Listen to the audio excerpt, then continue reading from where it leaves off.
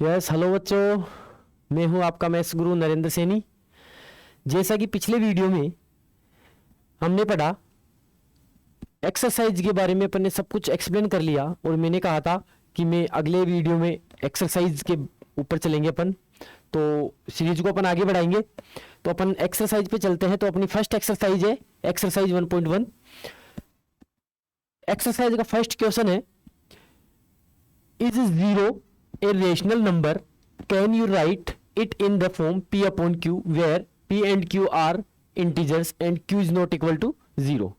इसका मतलब है कि is 0 a rational number? क्या 0 एक रेशनल नंबर है? Can you write it in the form p upon q? क्या इसे p upon q की फॉर्म में राइट कर सकते हैं, लिख सकते हैं? Where p and q are integers, जहां पे p और q इंटीजर्स होने चाहिए, and q is not equal to 0 और q 0 नहीं होना चाहिए। तो इसका आंसर आएगा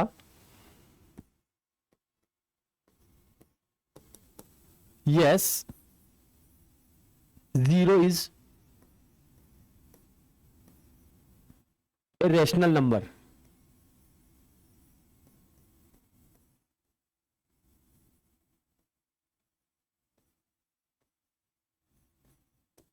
बिकॉज क्योंकि 0 को अपन p अपॉन q की फॉर्म में लिख सकते हैं। कैसे? 0 है, मैंने इसके नीचे 1 लगाया तो ये हो गया 0/1, जिसकी वैल्यू होती है 0। यहां पे क्या है, अपन ये p अपॉन q की फॉर्म में इसको अपन ने राइट कर लिया। यहां पे p की वैल्यू हो गई 0 एंड q की वैल्यू हो गई 1। सेकेंड कंडीशन है कि p and q both are integers, दोनों इंटीजर्स होने चाहिए। तो देखो p एंड q, तो p एंड q 0 और 1 दोनों क्या है, इंटीजर्स है। And q is not equal to 0 और q की वैल्यू 0 नहीं होनी चाहिए, तो q की वैल्यू भी 0 नहीं है। इसका मतलब क्या हुआ कि 0 इज ए रेशनल नंबर। तो ये इसका आंसर है। नेक्स्ट क्वेश्चन है अपना, find 6 rational number between 3 and 4। देखो ये बात कर रहा है रेशनल नंबर्स की। मतलब होता क्या है कि कोई भी दो रेशनल नंबर है जिनके बीच में इनफाइनाइट रेशनल नंबर होते हैं। कोई भी दो रेशनल नंबर है जिनके बीच में इनफाइनाइट रेशनल नंबर होते हैं। अब ये बात कर रहा है कि 6 रेशनल नंबर अपने को फाइंड करना है 3 और 4 के बीच में। मतलब 3 और 4 दो रेशनल नंबर है जिनके बीच में अपने को इनफाइनाइट रेशनल नंबर फाइंड करने हैं। तो अपने को क्या करना है, इस क्वेश्चन को सॉल्व करने के लिए अपने पास दो मेथड है, अपन दो तरीके से इसको सॉल्व कर सकते हैं। तो जो अपना फर्स्ट मेथड है वो है मीन मेथड। जो फर्स्ट मेथड है इसको सॉल्व करने का वो है मीन मेथड। कैसे होगा, कैसे करेंगे अपन? देखो 3 और 4 इन दोनों के बीच में अपने को क्या करना है, रेशनल नंबर फाइंड करने हैं। कितने? 6। तो मीन मेथड का मतलब होता है एवरेज फाइंड करना। मीन मेथड का मतलब है कि एवरेज फाइंड करना है। मीन और एवरेज, एवरेज का मतलब होता है कि अपने पास जितने भी नंबर्स दिए हुए हैं उन सब का सम करना है और अपने पास जितने नंबर है उन सब का उससे क्या कर देना है, ऐड कर देना है। एग्जाम्पल के लिए जैसे मेरे पास कोई 4 नंबर है, उसका मुझे मीन फाइंड करना है या एवरेज फाइंड करना है, तो मैं क्या करूंगा, उन चारों नंबर्स को ऐड करके उन चारों नंबर्स का सम फाइंड करके और उसको 4 से डिवाइड कर दूंगा, 4 से उसको क्या कर दूंगा, डिवाइड कर दूंगा। तो वो होता है एवरेज। इसी प्रकार अपने पास कितने नंबर है, 3 और 4 दो नंबर है। तो अपना जो फर्स्ट इसके बीच में जो बिटवीन जो नंबर आएगा, तो जो अपना फर्स्ट नंबर है वो रहेगा क्या, 3 + 4। इन दोनों को ऐड करेंगे और इसको डिवाइड करेंगे 2 से, तो ये बन गया 7/2। इसका मतलब ये हुआ कि 3 और 4 इन दोनों के बीच में एक नंबर है 7/2। 3/3 ये तो है 3 और ये है 4, इन दोनों के बीच में जो नंबर आया वो है 7/2। ये इन दोनों के बीच का नंबर है। अब बात करते हैं, अगर मैं इन दोनों के बीच में भी कोई नंबर फाइंड करूंगा या इन दोनों के बीच में कोई नंबर फाइंड करूंगा तो वो भी इन दोनों के बीच में होगा। बिल्कुल सही है। इन दोनों के बीच में अगर कोई नंबर फाइंड कर रहा हूं या इन दोनों के बीच में कोई नंबर फाइंड कर रहा हूं तो वो भी 3 और 4 के बीच में ही होगा। तो अब अपन क्या करते हैं कि पहले अपने को ये दो नंबर दे रखे थे जिनके बीच में अपन ने एक रेशनल नंबर फाइंड कर लिया। अब अपन ये मान के चलते कि अपने पास दो नंबर है, एक तो ये है और एक ये है। इन दोनों के बीच में रेशनल नंबर अपने को क्या करना है, फाइंड करना है। तो कैसे करेंगे, तो अपना जो सेकंड रेशनल नंबर फाइंड करेंगे वो ऐसे करेंगे कि अपन लेंगे 3 प्लस 7/2। दो नंबर है, दोनों को ऐड कर लिया। अब इन दोनों को डिवाइड करेंगे किससे, 2 से, तो डिवाइड कीजिए। सोल्व कैसे करेंगे, देखो ये नीचे तो 2 ऐसे कैसे रहेगा, इसको कैसे सोल्व करेंगे। इसको सोल्व करने का मेथड है कि जिस टाइप से अपन मिक्स्ड फ्रैक्शन को सोल्व करते हैं। एग्जांपल के लिए अगर मेरे पास होता 3 and 7/2, इसको कैसे सोल्व करते कि 3 को 2 से मल्टीप्लाई करते और फिर जो भी आंसर आता उसको 7 में ऐड करते। लाइक 3 2 जा 6, 6 प्लस 7 कितना हुआ 13/2। इस तरीके से इसको क्या करते अपन, सोल्व करते। बिल्कुल जैसे इसको सोल्व किया है वैसे ही इस टाइप के क्वेश्चंस को भी अपन क्या कर सकते हैं, सोल्व कर सकते हैं। कैसे सोल्व करेंगे, देखो 2 3 जा 6 प्लस 7 तो कितना हुआ 13, और इस पूरे के अपॉन में क्या है,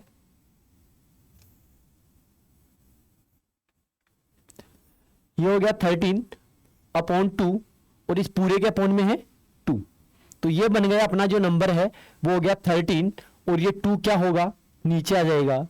तो ये हो गया 4, 2 2 जा 4, नीचे आते ही मल्टीप्लाई हो जाएगा। तो ये हो गया 2 2 जा 4।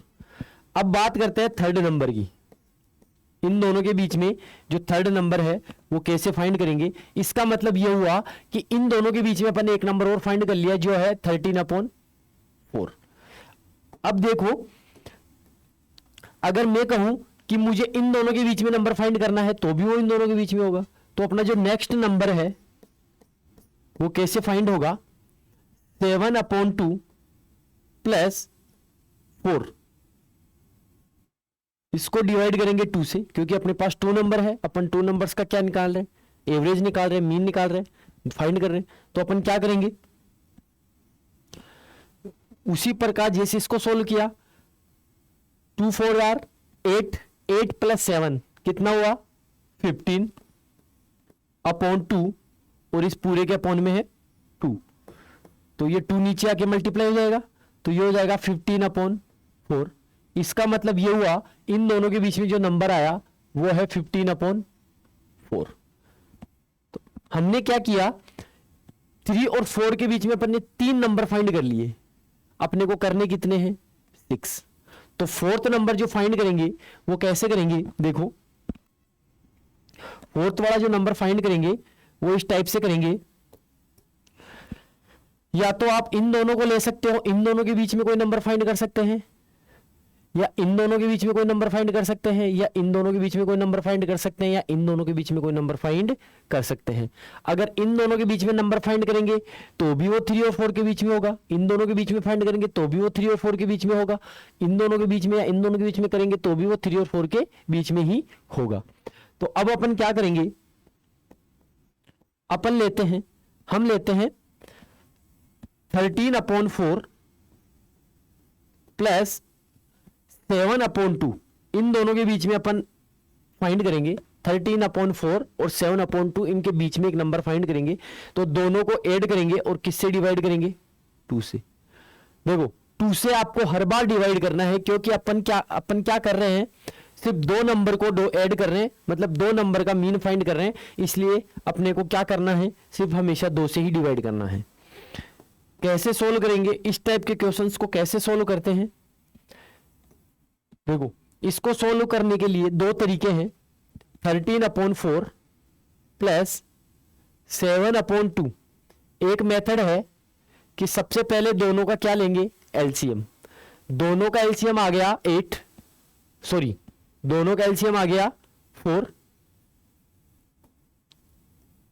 अब क्या करेंगे, 4 को 4 से डिवाइड किया तो 1, 1 को 13 से मल्टीप्लाई किया तो 13, प्लस 2, 4 को 2 से डिवाइड किया तो 2 और 2 को 7 से मल्टीप्लाई किया तो 14। इन दोनों को ऐड करेंगे तो कितना आएगा 27 अपॉन 4। एक मेथड तो ये है। दूसरा मेथड है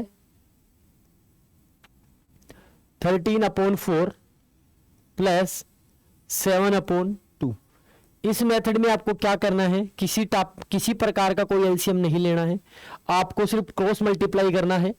13 को पहले 2 से मल्टीप्लाई कर दो, 13 2 जार 26 प्लस 7 को 4 से मल्टीप्लाई कर दो, 7 4 आर्स 28 अपॉन नीचे वालों को नीचे वाले से मल्टीप्लाई कर दो, तो ये हो गया 8। इन दोनों को ऐड करेंगे तो ये आ गया 54 अपॉन 8। दोनों 2 से कैंसिल हो रहे हैं, इसको 2 से कैंसिल किया तो 27, इसको 2 से कैंसिल किया तो 4। इसका मतलब क्या हुआ, यहां पे भी 27 अपॉन 4, यहां पे भी 27 अपॉन 4। तो इसके दो तरीके हैं। तो अपन ने क्या किया, यहां पे अपन ने किया 27 अपॉन 4 अपॉन 2, ये 27 अपॉन 4 आ गया। तो इन दोनों की वैल्यू आ गई 27 अपॉन 4 और अपॉन में 2, ये 4 नीचे आ गया, तो ये हो गया 27 अपॉन 8। मतलब इन दोनों के बीच में एक नंबर आ गया, वो नंबर है 27 अपॉन 8। अपने पास कितने नंबर हुए, 1 2 3 4, 2 नंबर वो फाइंड करने हैं। तो अपन कैसे करेंगे, 5वां नंबर अपन फाइंड करेंगे।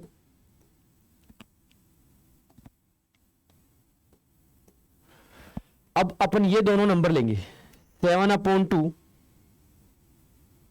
प्लस 15 अपॉन 4 और डिवाइड करेंगे किससे, 2 से।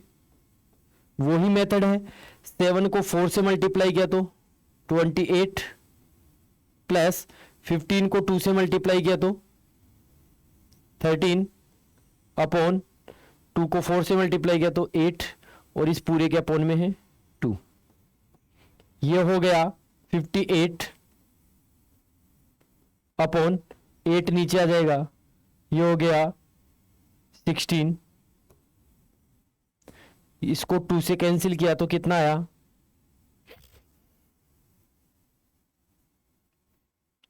26 8।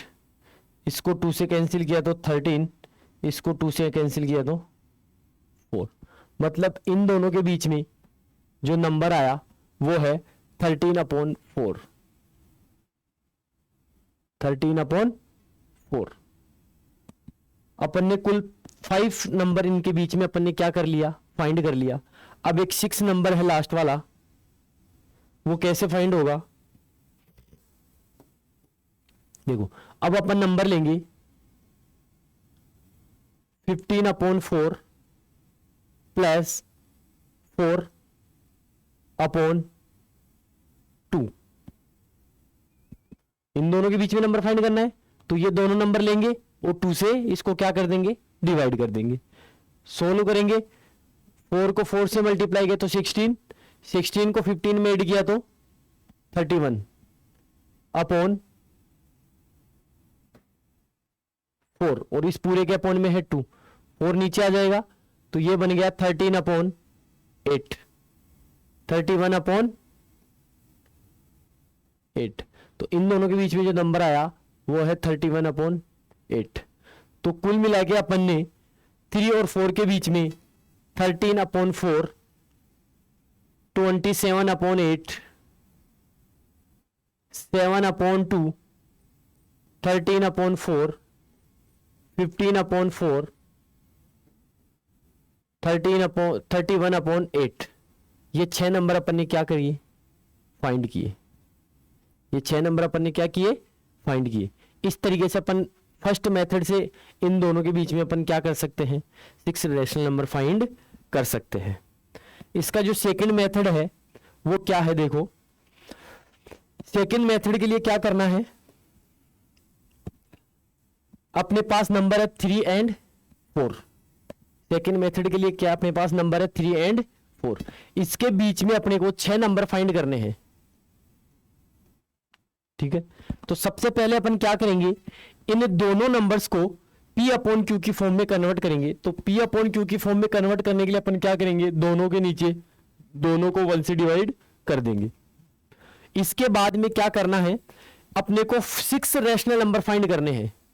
तो अगर 6 रैशनल नंबर फाइंड करने हैं तो अपन मल्टीप्लाई करेंगे किससे, 7 से, एक नंबर ज्यादा लेके करना है।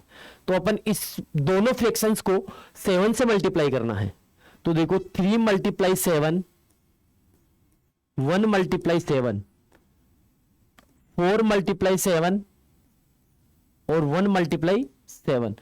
मैंने न्यूमिनेटर और डिनोमिनेटर दोनों को 7 से मल्टीप्लाई इसलिए किया है कि किसी भी फ्रैक्शन में अगर अपन कोई चेंजेस करते हैं या फिर किसी भी फ्रैक्शन को अगर किसी नंबर से मल्टीप्लाई करते हैं तो डिनोमिनेटर और न्यूमिनेटर दोनों ही मल्टीप्लाई होते हैं। क्योंकि अगर किसी एक को ही मल्टीप्लाई करेंगे तो उसकी वैल्यू चेंज हो जाएगी, लेकिन जब दोनों को मल्टीप्लाई करते हैं तो उसकी वैल्यू वो ही रहती है। अभी इसकी वैल्यू कितनी है, 3 है, पहले भी 3 थी अभी भी 3 है, यहाँ पे पहले 4 थी अभी भी 4 ही है।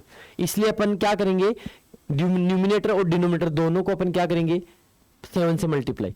ये बन गया 721 अपॉन 7 और ये बन गया 28 अपॉन 7।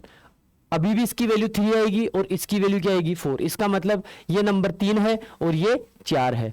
अब जो भी वैल्यू आएगी इनके बीच में वो सब इनके बीच में रहेगी। तो देखो 21 के बाद में क्या आता है 22 अपॉन 7, 22 के बाद में 23 अपॉन 7, 23 के बाद में 24 अपॉन 7, 25 अपॉन 7, 26 अपॉन 7 और 27 अपॉन 7।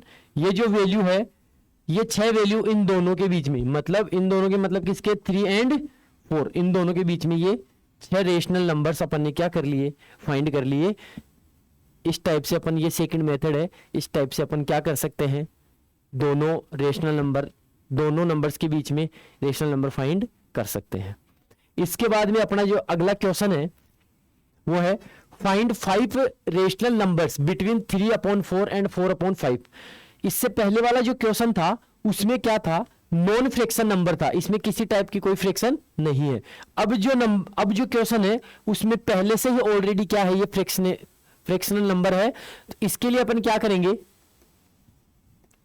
ये पहले से फ्रैक्शनल नंबर है, इसको कैसे फाइंड करेंगे, देखो ये है 3 अपॉन 4, ओ सॉरी 3 अपॉन 5 और यह है 4 अपॉन 5।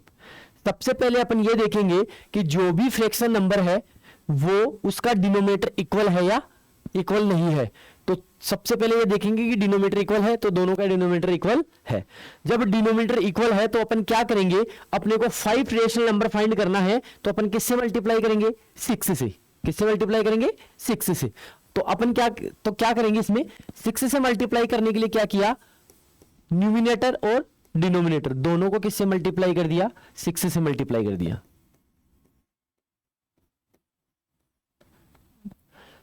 3 को 6 से मल्टीप्लाई किया तो 18, 5 को 6 से मल्टीप्लाई किया तो 30, 6 को 4 से मल्टीप्लाई किया तो 24 और 5 को 6 से मल्टीप्लाई किया तो 30 कर दिया।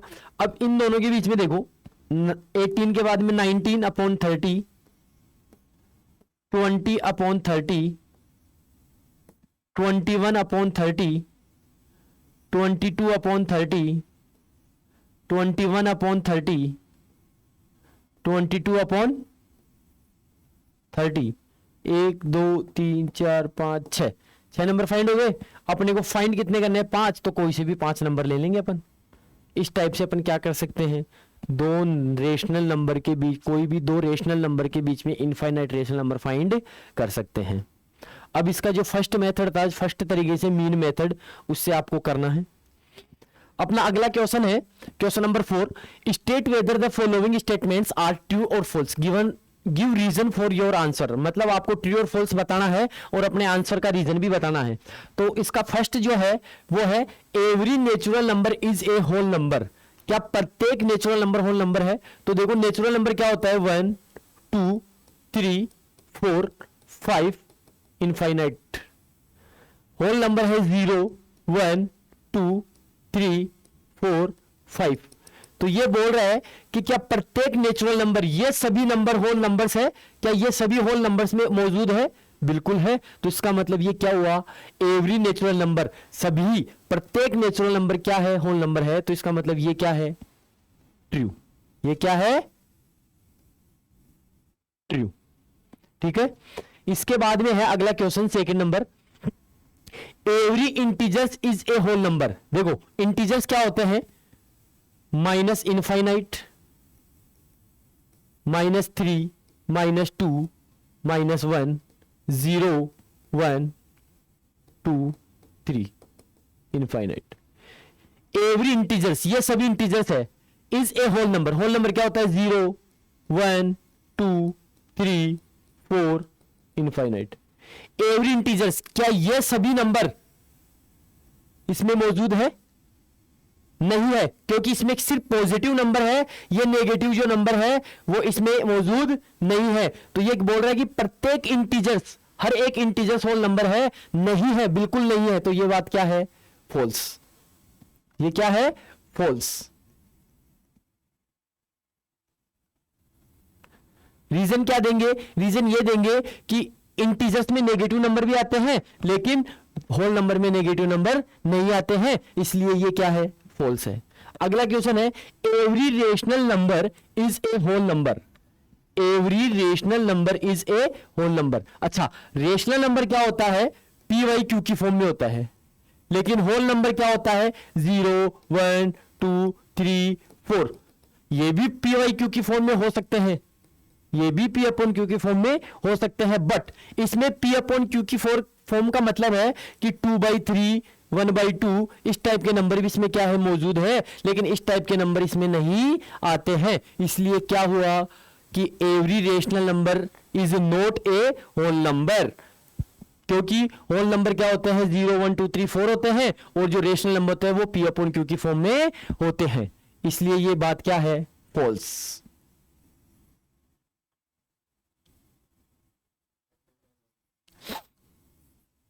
इसलिए ये क्या है, फॉल्स।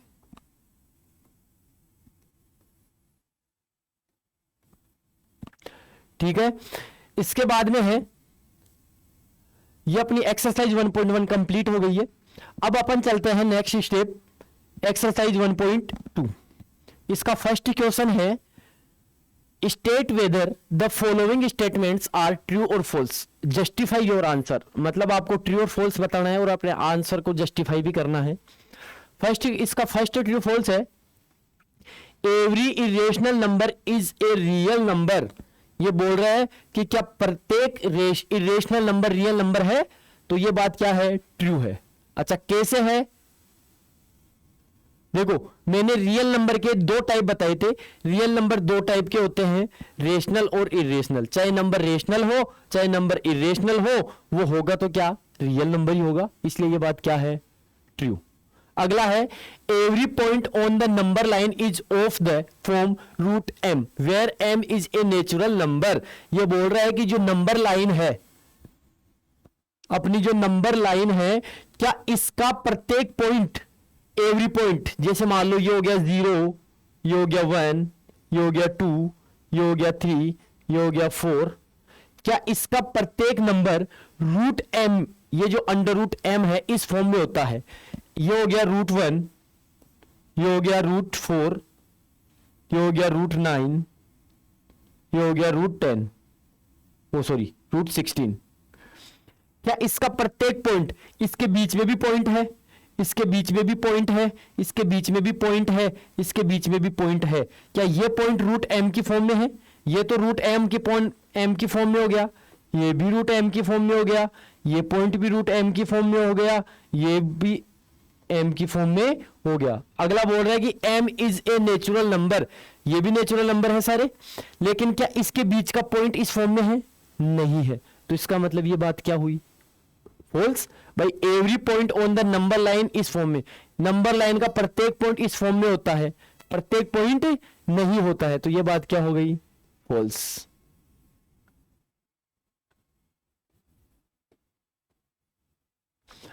अगला है every real number is an irrational number. Every real number is an irrational number. देखो मैंने बताया था कि रियल नंबर दो टाइप के होते हैं, रेशनल और इरेशनल। तो जब रियल नंबर के दो टाइप है कि रियल नंबर रेशनल भी हो सकता है, इरेशनल भी हो सकता है, लेकिन ये बोल रहा है कि every real number is an irrational. क्या सभी रियल नंबर इरेशनल होते हैं? नहीं होते हैं। रियल नंबर रेशनल भी होते हैं और रियल नंबर इरेशनल भी होते हैं। तो ये क्या है? फॉल्स। ये जो बोल रहा है वो क्या बोल रहा है? गलत बोल रहा है। अगला क्वेश्चन है, are the square roots of all positive integers irrational?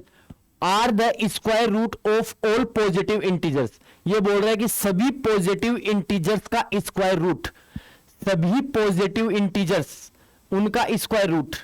देखो सभी पॉजिटिव इंटीजर्स क्या हुए? सभी पॉजिटिव इंटीजर्स 1 2 3 4 5 6, ये सभी पॉजिटिव इंटीजर्स इनका जो स्क्वायर रूट है वो इरेशनल होता है। ये सही है क्या? बिल्कुल गलत। देखो कैसे, इसका स्क्वायर रूट कितना हुआ? इसका स्क्वायर रूट, इसका स्क्वायर रूट, इसका स्क्वायर रूट, ये भी स्क्वायर रूट में आएंगी, और इसका स्क्वायर रूट। इसका स्क्वायर रूट कितना होता है? 2। इसका स्क्वायर रूट कितना होता है? 1। तो ये बोल रहा है कि are the square roots of all positive integers irrational if not give an example of the square root of a number that is a rational number. क्या सभी पॉजिटिव इंटीजर्स का स्क्वायर रूट इरेशनल होता है? बिल्कुल नहीं होता है। देखो 4 एक पॉजिटिव इंटीजर्स है, लेकिन इसका स्क्वायर रूट क्या है? रेशनल है। 1 क्या है? एक पॉजिटिव इंटीजर्स है, लेकिन इसका स्क्वायर रूट क्या है? रेशनल है। तो ये यही बोल रहा है कि अगर ऐसा नहीं है तो आपको एक एग्जांपल देना है, एक ऐसा नंबर बताना है कि जिसका स्क्वायर रूट क्या हो? रेशनल नंबर हो। तो वो एग्जांपल क्या हुआ? 1 4 9 16 25। ये वो नंबर है जिनके स्क्वायर रूट क्या होंगे? रेशनल नंबर होंगे। इसका स्क्वायर रूट होता है 1, इसका स्क्वायर रूट होता है 2, इसका स्क्वायर रूट होता है 3, इसका स्क्वायर रूट होता है 4, इसका स्क्वायर रूट होता है 5। तो इन सभी पॉजिटिव इंटीजर्स के स्क्वायर रूट क्या होते हैं?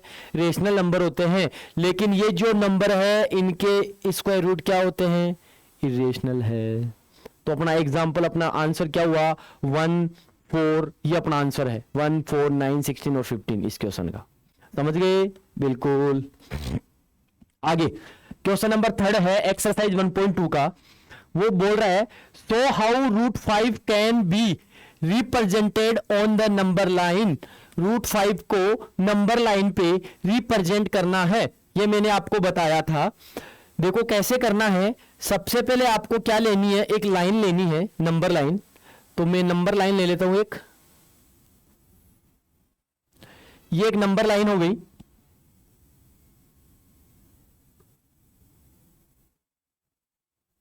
ये नंबर लाइन हो गई एक, ठीक है। इस नंबर लाइन पे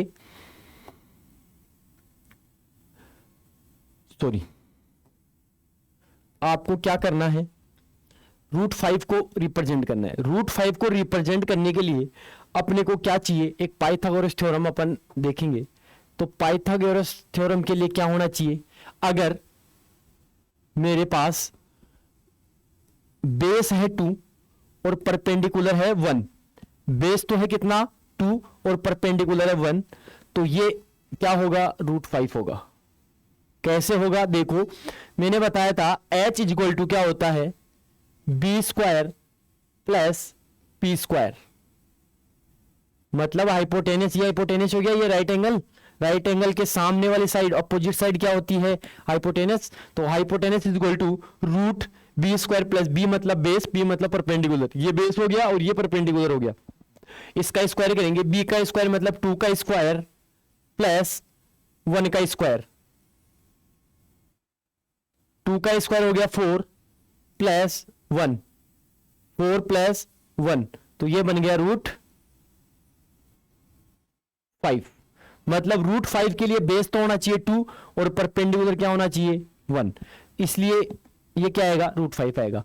अब इसको नंबर लाइन पे शो करना है। नंबर लाइन पे शो करने के लिए अपन क्या करेंगे, सबसे पहले एक 5 सेंटीमीटर की लाइन ड्रॉ करेंगे।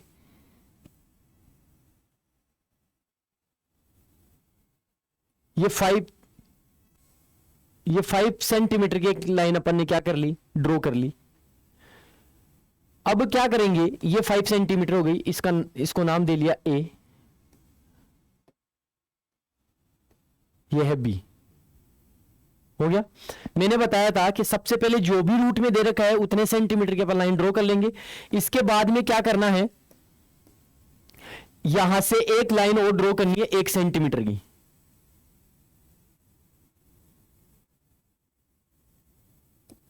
यहां से 1 सेंटीमीटर की लाइन और ड्रॉ करनी है अपने को।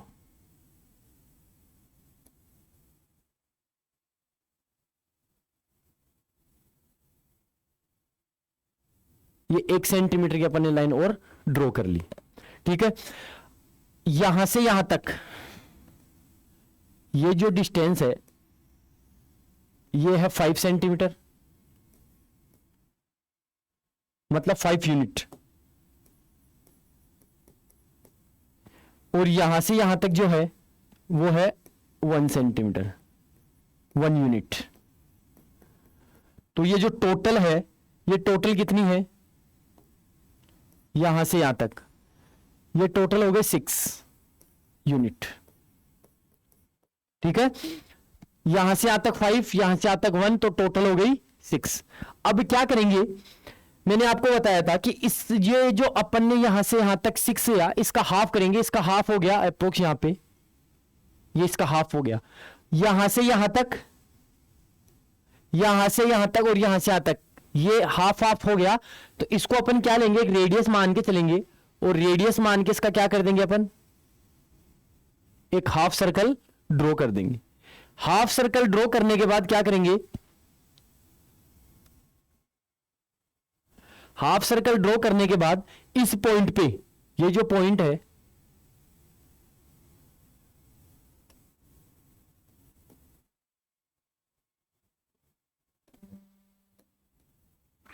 ये जो पॉइंट है, इस पॉइंट पे 90 डिग्री का एंगल बनाएंगे। तो 90 डिग्री का एंगल कैसे बनाएंगे, देखो यहां से एक हाफ सर्कल बनाएंगे, पहला आर्क 960, सेकंड आर्क 120, एक आर्क यहां से और एक आर्क यहां से। मतलब यहां से अपन कंपास रखेंगे और इसको हाफ सर्कल में कन्वर्ट करेंगे। यहां से एक आर्क काटेंगे, जो पहला आर्क आएगा वो होगा 60 का। यहां से एक आर्क काटेंगे, जो नेक्स्ट आर्क आएगा वो होगा 120 का। फिर एक आर्क कटेगा 60 से और एक आर्क कटेगा 20 से इसके ऊपर की साइड में। तो जहां पे दोनों आर्क मिलेंगे उस पॉइंट को इस पॉइंट से क्या कर देंगे अपन, मैच कर देंगे। तो ये पॉइंट जहां पे मिलेगा, ये वाली जो डिस्टेंस आएगी, ये जो डिस्टेंस है वो है √5। ये डिस्टेंस कितनी है, √5। इसको अपन आगे बढ़ाएंगे, आगे बढ़ा लिया। अब यहां से एक आर्क काटेंगे, आर्क काट के ये जहां पे भी आएगी इस जगह पे, ये हो गया √5। इसका एक मेथड तो ये है, ये √5 हो गया रिप्रेजेंट करने का तरीका। इसका दूसरा जो मेथड है कि √5 को अपने को रिप्रेजेंट करना है, तो √5 को रिप्रेजेंट करने के लिए अपन क्या करेंगे, देखो सबसे पहले एक नंबर, एक लाइन लेंगे अपन,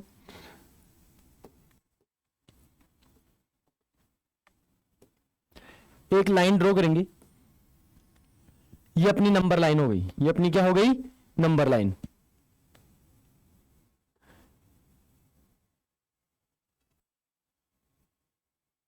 ये नंबर लाइन हो गई। इस नंबर लाइन पे यहां पे आ गया 0, यहां पे आ गया 1, यहां पे आ गया 2, यहां पे आ गया 3, यहां पे आ गया 4, यहां पे आ गया 5।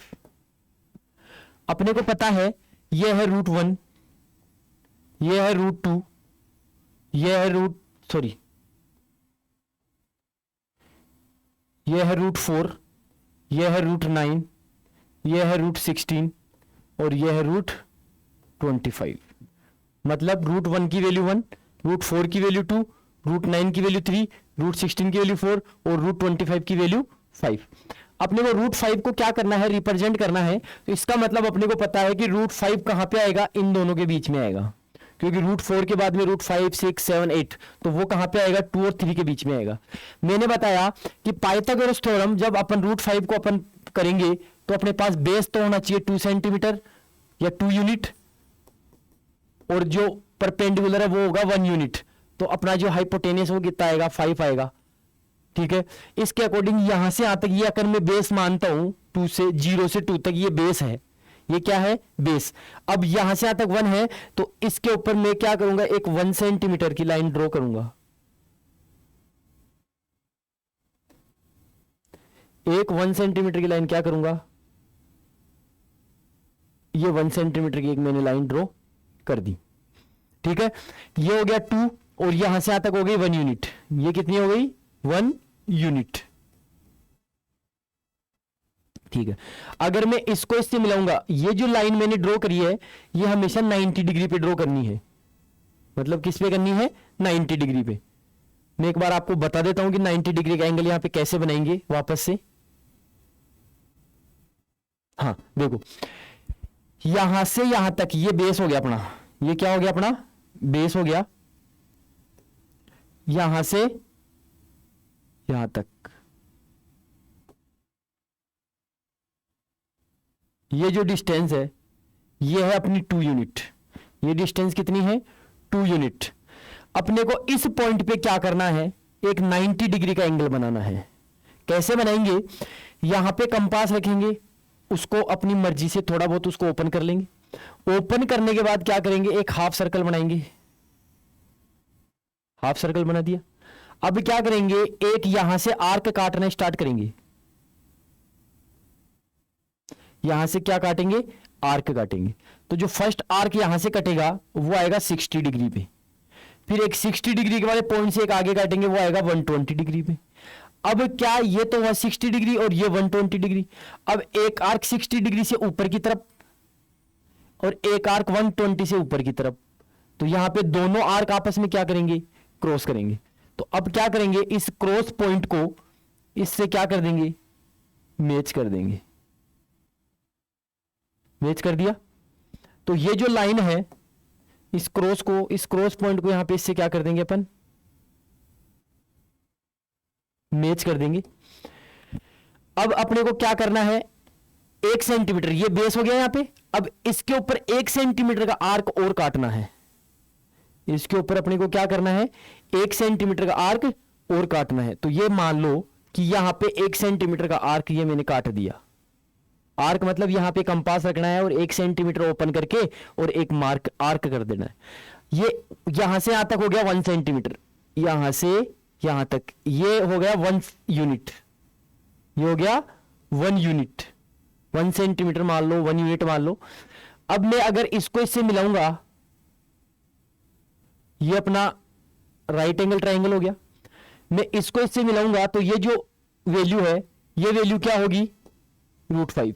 ये वैल्यू क्या होगी, √5, क्योंकि मेरे पास बेस कितना है, 2। बेस कितना है, 2 और परपेंडिकुलर कितना है, 1। तो पाइथागोरस थ्योरम के अकॉर्डिंग हाइपोटेनियस क्या होगा, √5 होगा जब बेस 2 और परपेंडिकुलर 1 होगा। तो इसका मतलब ये √5 हो गया। अब क्या करना है, यहां पे कंपास रखना है। यहां पे क्या करना है, कंपास, और यहां पे पेंसिल और एक आर्क ऐसे क्या कर देना है, इसको काट लेना है।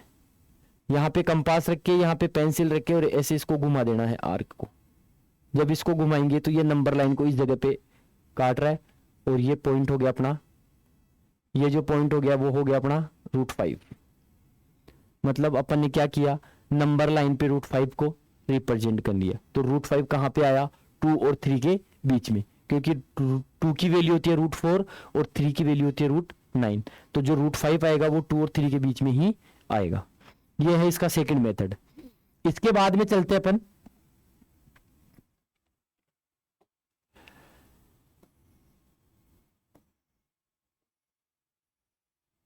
सॉरी ये अपनी एक्सरसाइज फर्स्ट और एक्सरसाइज 1.1 और एक्सरसाइज 1.2 ये कंप्लीट।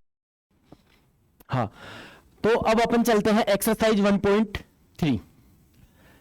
एक्सरसाइज 1.3 का जो फर्स्ट क्वेश्चन है वो क्या है? Write the following in decimal form and say what kind of decimal expansion each has. इन सभी ये जो दे रखे हैं, ये जो फ्रैक्शनल फॉर्म या जो रेशनल नंबर्स दे रखे हैं, इन सभी को अपने को क्या करना है? डेसिमल फॉर्म में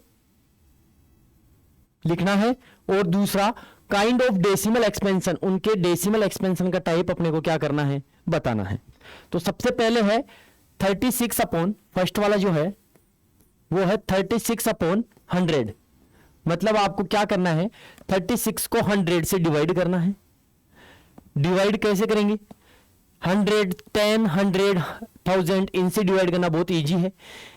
डिनोमिनेटर में नीचे 2 जीरो है, तो अपन क्या करेंगे? न्यूमिनेटर में यूनिट पहले से 2 डिजिट छोड़ के पॉइंट लगा देंगे।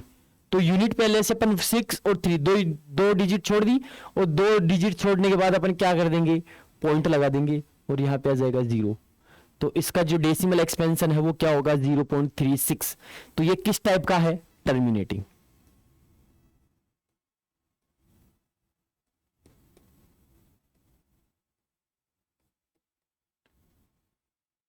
ये हो गया terminating decimal expansion. Second question है 1/11। 1/11 मतलब क्या करना है आपको? 1 को 11 से डिवाइड करना है। तो आपको बच्चों की तरह डिवाइड करना है। बच्चों का मतलब पता है? आप 9th क्लास में आ गए तो 5th 6th क्लास में जो बच्चे डिवाइड करते थे उस टाइप से आपको वापस से डिवाइड करना है। ये जिसको नहीं आता है वो वापस से 5th और 6th क्लास पढ़ सकता है। तो अपन ऐसे डिवाइड करना सीखेंगे। तो देखो 1 को 11 से डिवाइड करना है, और 11 से डिवाइड करने के बाद ये बताना है कि इसका जो डेसिमल एक्सपेंशन है वो किस टाइप का है। तो देखो अपन क्या करेंगे? इसको डिवाइड करेंगे। 1 को 11 से डिवाइड करने के लिए अपन को 11 की टेबल आनी चाहिए भाई। 11 से डिवाइड करते 11 की टेबल। तो देखो 11 की टेबल इतने टाइम्स में अपन बोलेंगे कि जो 1 से या तो इक्वल आ जाए या 1 के कम रहे। तो 11 को टेबल बोलने के लिए 11 की टेबल 1 टाइम्स बोलेंगे तो 11 ही आ रहा है। अब इससे कम क्या होगा? और इससे कम भी होता है। टेबल 0 से भी स्टार्ट होती है। तो 11 की टेबल 0 टाइम्स में बोलेंगे तो क्या आता है? 11 zeros are 0। तो 11 की टेबल मैंने कितने टाइम्स में बोली?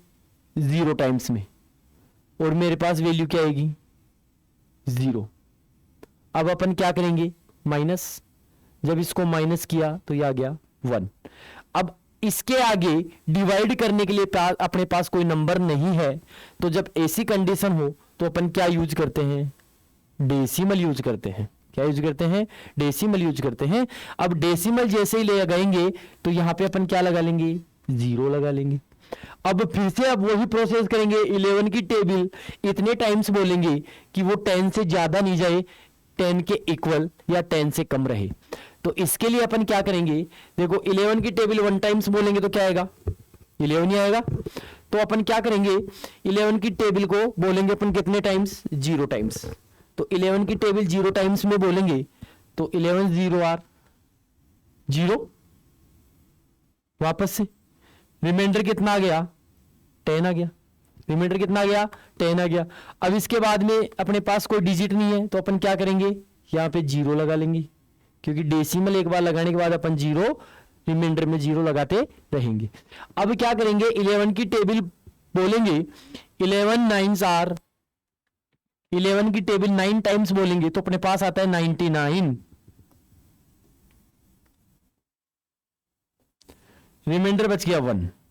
अब देखो वापस से अपने पास 1 आ गया। इसका मतलब अपन ने 1 से स्टार्ट किया था और वापस से 1 आ गया। अगर अपन दोबारा से डिवाइड करेंगे तो वो ही प्रोसेस वापस से चलती रहेगी। मतलब इसके बाद में अगर मैं डिवाइड करूंगा तो फिर से 09 आएगा, फिर उसके बाद में 09 आएगा। तो इसका मतलब जो इसका डेसिमल एक्सपेंशन है वो क्या आ गया? 0.09 0.0909 ऐसे ही चलता रहेगा। इसका मतलब मैं इसको और क्या लिख सकता हूं? 0.009 9 और इसके ऊपर क्या लगा सकता हूं मैं, बार। इस बार का मतलब है कि जितने डिजिट के ऊपर बार लग रहा है उतने डिजिट क्या होते हैं, बार बार रिपीट होते रहते हैं। तो ये 09 के ऊपर लग रहा है तो 09 09 09 हर बार क्या रहेगा, रिपीट होता रहेगा। तो इसका जो डेसिमल एक्सपेंशन है वो किस टाइप का है, इसका जो डेसिमल एक्सपेंशन है वो है नॉन टर्मिनेटिंग। इसका जो डेसिमल एक्सपेंशन है वो है non terminating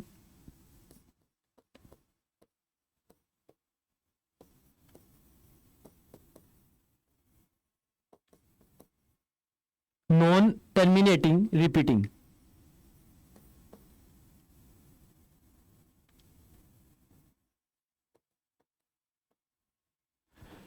non terminating repeating decimal expansion. इसके बाद में अपना जो थर्ड क्वेश्चन है वो क्या है, और एक मिनट ये इसकी वैल्यू आ गई 0.09, इसके ऊपर बार, मतलब बार बार रिपीट हो रहा है। तो इसका जो डेसिमल एक्सपेंशन है वो किस टाइप का हुआ, रिपीटिंग।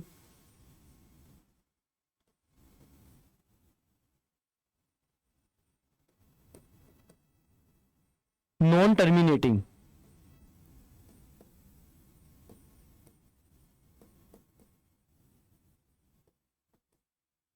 Repeating non terminating. इसके बाद में अपना अगला जो क्वेश्चन है वो क्या है, 4 and 1/8। इसको मिक्स्ड फ्रैक्शन है तो सबसे पहले इसको अपन क्या करेंगे, सिंपल फ्रैक्शन में कन्वर्ट करेंगे। तो क्या करेंगे, 8 4 जा 32, 32 + 1 कितना हुआ, 33/8। इसका मतलब क्या हुआ, 33 को 8 से अपने को क्या करना है, डिवाइड करना है। तो डिवाइड कैसे करेंगे, देखो 8 की टेबल बोलेंगे इतने टाइम्स कि 33 से ज्यादा नहीं जाए। तो 8 4 आर जा 32, मतलब 4 टाइम्स अपन ने बोल लिया। इसके बाद में रिमाइंडर क्या बचा, 1 बचा। इस 1 के आगे अपन क्या लगाएंगे, इधर में करके बता देता हूं। 33 को डिवाइड करना है 8 से, 8 4 आर जा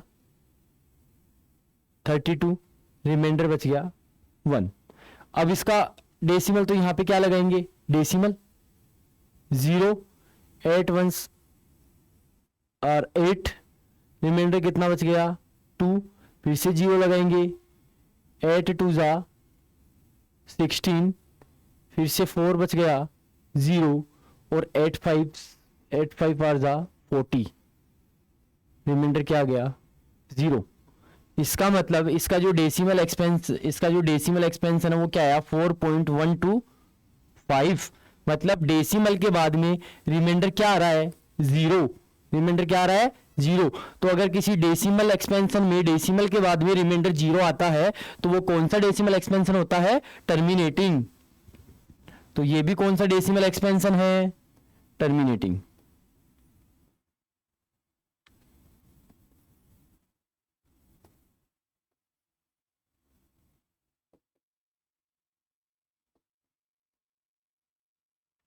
टर्मिनेटिंग डेसिमल एक्सपेंशन।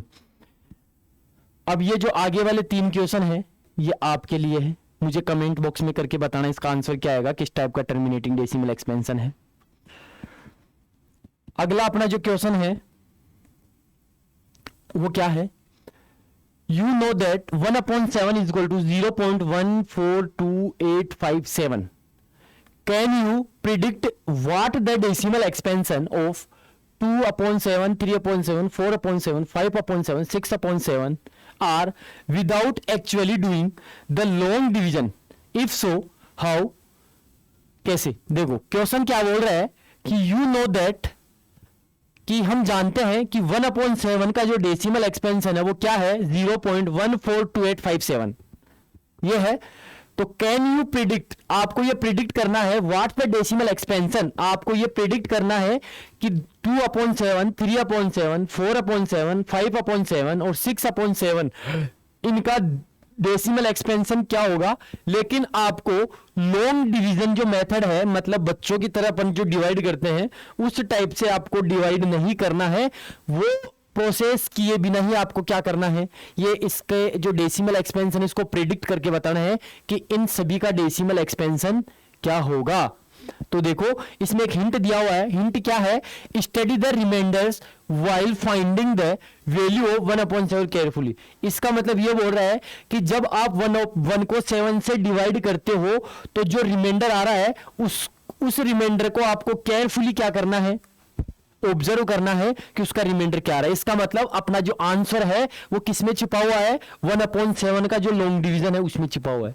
तो अपन क्या करेंगे, देखो इसका आंसर करने के लिए अपन, इसमें बोला है कि इनका लॉन्ग डिवीजन नहीं करना है, लेकिन इसके लिए थोड़ी बोला है, इसका तो अपन कर सकते हैं ना। तो अपन करेंगे 1/7 को लॉन्ग डिवीजन से। इसका मतलब है कि 1 को किससे डिवाइड करेंगे, 7 से डिवाइड करेंगे। तो देखो करो, 7 की टेबल इतने टाइम्स में बोलनी है कि 1 से ज्यादा नहीं जाए।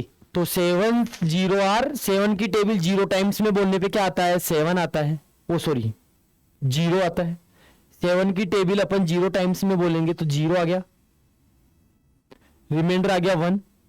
अब इसके आगे डिवाइड करने के लिए कोई नंबर नहीं है तो अपन क्या करते हैं, डेसिमल लगाते हैं। तो ये अपन ने डेसिमल लगाया और इसके पास में अपन ने 0 पुट कर दिया। अब 7 की टेबल कितने टाइम्स में बोलेंगे, 1, 7 1s आर 7, रिमाइंडर कितना आया 3।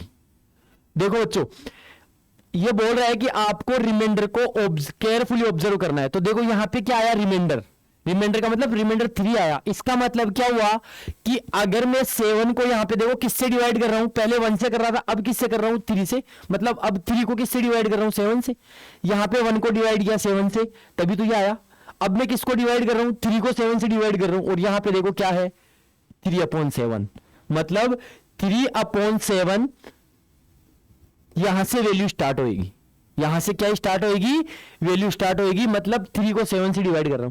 तो देखो 3 को 7 से डिवाइड करेंगे तो ये तो चलेगा ही चलेगा। ये वाला मतलब 0 पॉइंट, क्योंकि यहां पे अगर मान लो कि अगर मैं 0 लगाता हूं तो यहां पॉइंट लगाऊंगा। तो यहां पे देखो 7 2 जा 7 4 जा 28, तो यहां पे 4 आ जाएगा और यहां पे क्या आ जाएगा 28 आ गया। इसका मतलब इसको मैं करूंगा तो यहां पे आ जाएगा 0.4, क्योंकि 1 तो किसको डिवाइड करने पे आया था, 1 को डिवाइड करने पे आया था। यहां पे जो 1 आ रहा है वो किसको डिवाइड करने पे आया था, 10 को डिवाइड करने पे आया था। लेकिन अपन किसको डिवाइड कर रहे हैं, 3 से। तो 3 को डिवाइड करने पे क्या आ रहा है, 4। तो इसका मतलब 3.7 की वैल्यू क्या आएगी, 0.4, मतलब 4 से स्टार्ट होगा। अब इसके आगे रिमाइंडर क्या आया, 2। अब देखो अभी 3 से डिवाइड किया था, अब किससे डिवाइड कर रहे हैं, 2 से। अब किससे डिवाइड कर रहे हैं अपन, 2 से। तो 2/7, मतलब अब किससे डिवाइड करेंगे, 2 को डिवाइड करेंगे किससे, 7 से। पहले 3 को डिवाइड किया था 7 से, अब 2 को डिवाइड कर रहे हैं 7 से। तो यहां पे अपन ने क्या लगाया, 0। तो 7 2 जा 14, कितना आया रिमाइंडर 6, मतलब 2 आ गया। मतलब 0 पॉइंट क्या आ गया, 2 आ गया। 0 पॉइंट कितना आ गया, 2 आ गया। मतलब इसका मतलब क्या हुआ कि यहां पे भी क्या आएगा, 2 आएगा, क्योंकि इसके बाद की प्रोसेस तो यही आएगी ना। अरे भाई जब अगर मैं इधर 3 को डिवाइड करूंगा 7 से तो भी प्रोसेस इसके बाद में यही आएगी। इसका मतलब 4 के बाद में क्या आया, 2 आ गया। अब आगे चलते हैं अपन, किससे डिवाइड करेंगे, देखो 6, मतलब यहां पे तो 6 आ रहा है, मतलब 6 को डिवाइड करें अपन 7 से, मतलब 6/7। तो 6/7 की वैल्यू यहां पे अपन लिख लेंगे। तो 6/7 की वैल्यू के लिए देखो कितने टाइम्स में डिवाइड करेंगे, 7 8 जा 56, 7 8 जा 56। मतलब यहां पे क्या आया 0.8, 0.8 आ गया। अगर देखो मैं 2 से डिवाइड कर रहा था तो 2 के बाद की प्रोसेस यही है, तो इसका मतलब 2 के बाद में क्या आएगा, यहां पे 8 आएगा। अरे भाई जब 2 को डिवाइड करूंगा, 2 को 7 से डिवाइड करूंगा तो फर्स्ट स्टेप में क्या आया था ये, तो सेकंड में ये आएगा, तो फर्स्ट में ये आ गया, सेकंड में ये आ गया। अब इसके बाद में चलते हैं अपन, ये आ गया, इसका रिमाइंडर कितना आया, इसका रिमाइंडर आया 4, इसका रिमाइंडर कितना आया 4। अब इसका मतलब क्या हुआ, मैं 4 को किससे डिवाइड कर रहा हूं, 7 से डिवाइड कर रहा हूं, मतलब 4/7, ये 4/7 यहां पे आ जाएगा, तो डिवाइड करेंगे यहां पे आ जाएगा 0, 7 से डिवाइड करेंगे तो 7 5 जा 35, 7 5 जा 35, मतलब क्या आया 0.5, 0.5 आ गया, ये क्या आ गया 0.5 आ गया। अब रिमाइंडर क्या आया 5, इसका मतलब क्या हुआ कि अब मैं 5 को डिवाइड करूंगा 7 से, मतलब 5/7 आ जाएगा, तो ये 5/7 की वैल्यू यहां पे आ जाएगी,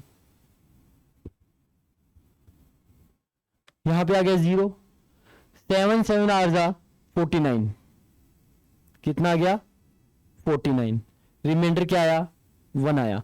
अब देखो इसके बाद की प्रोसेस, यहां पे देखो 3 के बाद की प्रोसेस ये थी, इसके बाद की प्रोसेस ये थी, और इसके बाद की प्रोसेस ये थी, इसके बाद की प्रोसेस ये थी, और वापस से 1 आ गया, मतलब अपन ने 1 से स्टार्ट किया था और वापस से क्या आ गया 1, मतलब वही प्रोसेस वापस चलती रहेगी, यहाँ पे 5 आ जाएगा और यहाँ पे 7 आ जाएगा। इसका मतलब जब इसकी वैल्यू ये है तो इसकी वैल्यू क्या आई, 2 के बाद में 8, 8 के बाद में क्या आएगा 5, और 5 के बाद में क्या आएगा 7, और 7 के बाद में क्या आएगा 1, 7 के बाद में क्या आएगा 1, और यही रिपीट नंबर क्या हो जाएगा वापस से रिपीट। इसमें 8 के बाद में 5, 5 के बाद में 7, 7 के बाद में 1, और 1 के बाद में 2, और यही वैल्यू क्या हो जाएगी रिपीट। इसमें क्या आएगा 4 2 8 5 7, और यही वैल्यू क्या हो जाएगी और 1 लास्ट में, यही वैल्यू क्या हो जाएगी रिपीट हो जाएगी। सॉरी इसमें 4 भी आना चाहिए, 7 के बाद में 1 और 4, इसमें क्या आएगा 8 5 7 1, 8 5 7 1 4,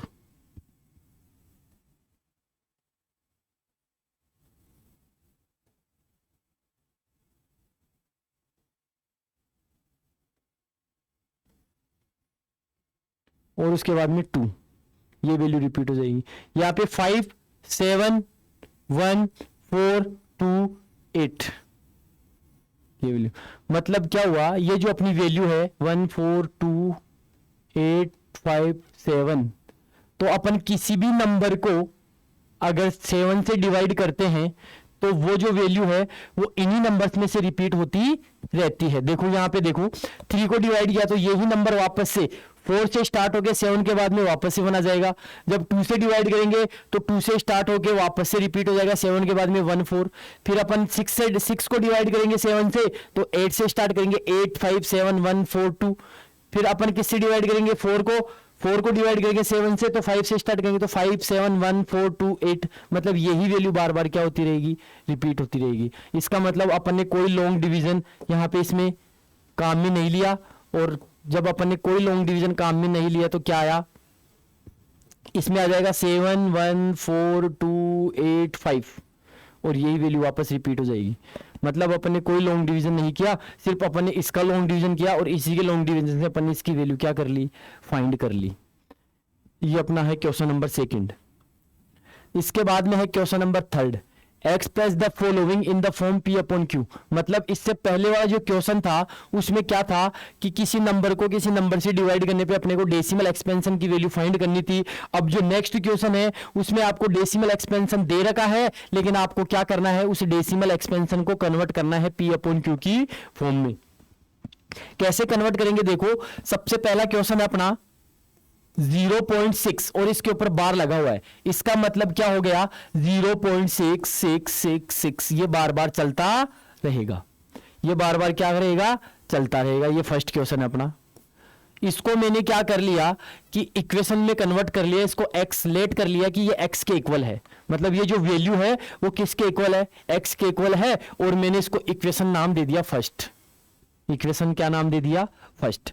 अब आपको एक चीज मतलब आपको एक बात याद रखनी है हमेशा कि जब भी ये जो बार है जितने डिजिट के ऊपर बार होता है उसको अपने को ध्यान से देखना है। अगर एक डिजिट के ऊपर बार है तो आपको क्या करना है 10 लेना है। अगर 2 डिजिट के ऊपर बार है तो आपको क्या लेना है 100 लेना है। अगर 3 डिजिट के ऊपर बार है तो आपको क्या लेना है, 1000 लेना है। अगर 4 डिजिट के ऊपर बार है तो आपको क्या लेना है, 10,000 लेना है। मतलब क्या हुआ, जितने डिजिट के ऊपर बार है एक के आगे उतने जीरो लगा के लेना है। एक डिजिट के ऊपर बार तो एक के आगे एक जीरो, 2 डिजिट के ऊपर बार तो एक के आगे 2 जीरो मतलब 100, 3 डिजिट के ऊपर बार मतलब 3 के आगे 3 जीरो, एक के आगे 3 जीरो तो 1000, 4 डिजिट के ऊपर बार एक के आगे 4 जीरो मतलब 10,000। इससे आपको क्या करना है, मल्टीप्लाई करना है, ये आपको दिमाग में रखना है। अब यहां पे एक डिजिट के ऊपर बार है तो इसका मतलब अपन इस इक्वेशन को क्या करेंगे, किससे डिवाइड करेंगे, 10 से डिवाइड करेंगे। तो अपन क्या करेंगे, इसको 10 से डिवाइड करेंगे, ओ सॉरी डिवाइड नहीं मल्टीप्लाई करना है। क्या करना है, मल्टीप्लाई। तो 10 से मल्टीप्लाई करो। तो जब किसी भी इक्वेशन को अपन 10 से मल्टीप्लाई करते हैं तो इक्वेशन की दोनों साइड ही मल्टीप्लाई होती है। दोनों साइड मतलब RHS और LHS। ये इक्वेशन का रूल है कि अगर इक्वेशन के किसी एक साइड में कोई परिवर्तन करते हैं, मतलब कुछ भी ऐड कर रहे हैं, माइनस कर रहे हैं या फिर मल्टीप्लाई के डिवाइड कर रहे हैं तो दूसरी साइड में भी वही अपने को परिवर्तन करना पड़ेगा। तो अपन क्या करेंगे, इसको 10 से मल्टीप्लाई करेंगे। तो इसको 10 से मल्टीप्लाई करेंगे तो यहां आएगा 10x, और जब इसको 10 से मल्टीप्लाई करेंगे तो ये जो डेसिमल है, क्योंकि वहां पे एक जीरो है तो डेसिमल एक डिजिट आगे चला जाएगा, तो यहां पे हो जाएगा 6.6 और वापस से क्या आ जाएगा 6, ये चलता रहेगा। ऐसा करने के बाद इसको मैंने नाम दे दिया इक्वेशन 2। सभी क्वेश्चंस में ऐसा ही करना है। अब आपको हमेशा क्या करना है, इक्वेशन 2 में से इक्वेशन 1 को क्या करना है, माइनस करना है। मतलब अपने को क्या करना है, equation second minus equation first, हमेशा माइनस ही करना है और 2 में से 1 को माइनस करना है। माइनस किसी इक्वेशन को माइनस करने का रूल क्या होता है, LHS में से LHS माइनस होता है, RHS में से RHS माइनस होता है। तो देखो LHS में से LHS माइनस करेंगे मतलब 10x में से क्या माइनस करेंगे, x माइनस करेंगे, और इधर क्या करेंगे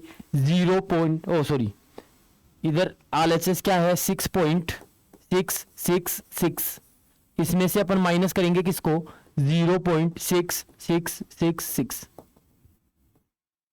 देखो 10x में से x माइनस किया तो क्या बचा 9x, इधर 6.666 में से 0.66 माइनस करेंगे तो देखो पॉइंट के बाद में जो 66 है, इधर भी पॉइंट के बाद में जो 66 है, जब माइनस होंगे तो क्या बचेगा 0, और इधर क्या बच जाएगा 6 बच जाएगा। तो इधर क्या बचा 6.0000, मतलब अपनी वैल्यू क्या आ गई 6। तो x इक्वल टू क्या आया, इस 9 का इधर ट्रांसपोज कर देंगे तो ये हो गया 6/9। इसको 2 से कैंसिल किया तो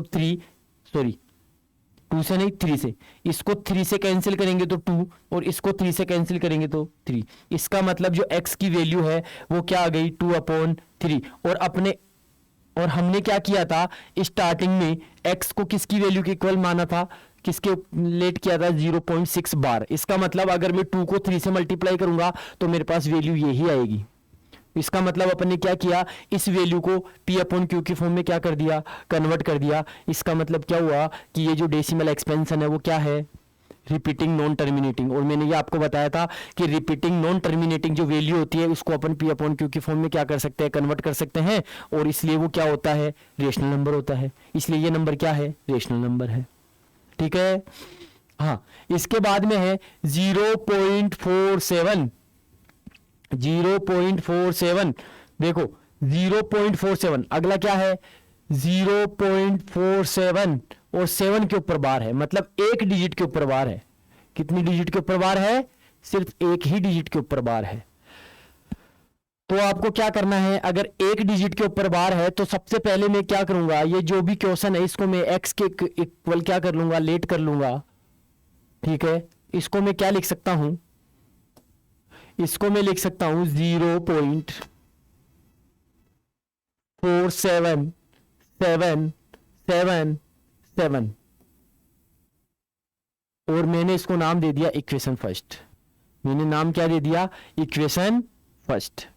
अब क्या करेंगे, एक डिजिट के ऊपर बार है तो मैंने बताया कि एक डिजिट के ऊपर बार होता है तो अपन किससे मल्टीप्लाई करेंगे, 10 से। तो अपन क्या करेंगे, इस पूरी इक्वेशन को 10 से मल्टीप्लाई करेंगे। तो देखो इधर मैंने 10 से मल्टीप्लाई किया तो 10x, इससे इसको 10 से मल्टीप्लाई करूंगा तो 0 पॉइंट, ये जो पॉइंट है वो एक डिजिट आगे चला जाएगा, तो ये हो जाएगा 4 पॉइंट, सॉरी ये जो है पॉइंट वो एक डिजिट आगे चला जाएगा, तो ये हो जाएगा 4.777, ये रिपीट होता रहेगा। ये हो गई इक्वेशन सेकंड। अब सेकंड स्टेप क्या रहेगी अपनी, इक्वेशन सेकंड में से इक्वेशन फर्स्ट को क्या करना है, माइनस करना है। तो यहां पे क्या आएगा, इक्वेशन सेकंड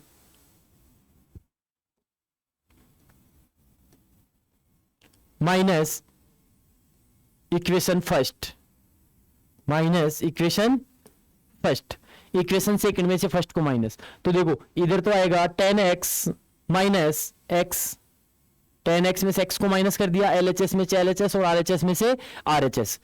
इधर क्या आएगा 4.777, इसमें से अपने को माइनस करना है 0.4777। ये इधर आएगा 9x, 10x में से x माइनस करेंगे तो 9x, इसमें से इसको माइनस करेंगे। तो देखो क्या करना है, इधर 4 में से 0 माइनस करेंगे तो आएगा 4.7 में से, इधर से लेफ्ट से चलते हैं तो 7 में से 7 माइनस किया तो 0, 7 में से 7 माइनस किया तो 0, 7 में से 7 माइनस किया तो 0, और क्या बचा 4। मतलब इसको आप ऐसे कर लो 7 0.477 और 7, ये आ गया 0 0 0, मतलब ये चल रहा है ऐसे, तो इधर भी 0 0 0 चलता रहेगा, और इधर आ गया 3 पॉइंट, इधर आ गया 4। तो इसका मतलब अपने पास वैल्यू क्या आ गई 4.3, तो इसकी जो वैल्यू आ गई वो आ गई 4.3।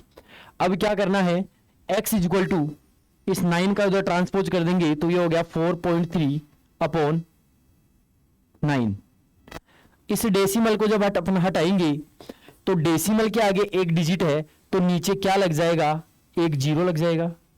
तो इसकी वैल्यू क्या आ गई 43 अपॉन 90। इसका मतलब अपन ने x ये लिया था, ये x के इक्वल ये है और x के इक्वल ये है, तो अपन ने क्या कर दिया, इस वैल्यू को p अपॉन q की फॉर्म में कन्वर्ट कर दिया, जो p अपॉन q की वैल्यू क्या है 43 अपॉन 90।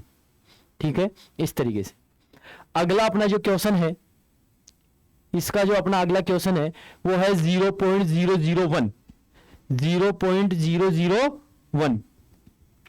देखो 0.001, तो x इज इक्वल टू 0.001, और ये जो बार है ये 3 डिजिट के ऊपर लग रहा है।